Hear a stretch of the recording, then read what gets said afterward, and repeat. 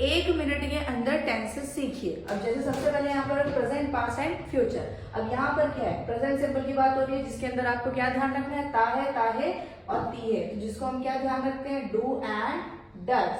अगर हम यहाँ पर बात करते हैं कंटिन्यूस की, जिसमें क्या आता है, रहा ही है, तो यहाँ पर आप क्या यूज करेंगे बच्चा, इज, एम और आर। अगर हम यहाँ पर बात करते हैं प्रेजेंट परफेक्ट की, जिसमें क्या ध्यान रखना है आपको, चुका है, तो इसमें आप क्या ध्यान रखेंगे, यहाँ पर हैज एंड हैव। नेक्स्ट आता है यहाँ पर प्रेजेंट परफेक्ट कंटिन्यूस, जिसके अंदर आपको क्या ध्यान रखना है, हैज एंड हैव के साथ में आपको बीइंग का ध्यान रखना है। नेक्स्ट आता है पास्ट, जिसमें ता थे, ता थी, राइट, तो इसमें आपको किस चीज का ध्यान रखना है, डिड का। नेक्स्ट आता है पास्ट कंटिन्यूस का, जिसमें रहा था, जिसमें आपको क्या ध्यान रखना है, वॉज एंड वर का। नेक्स्ट आता है पास्ट परफेक्ट का, जिसके अंदर आपको ध्यान रखना है, हैड का।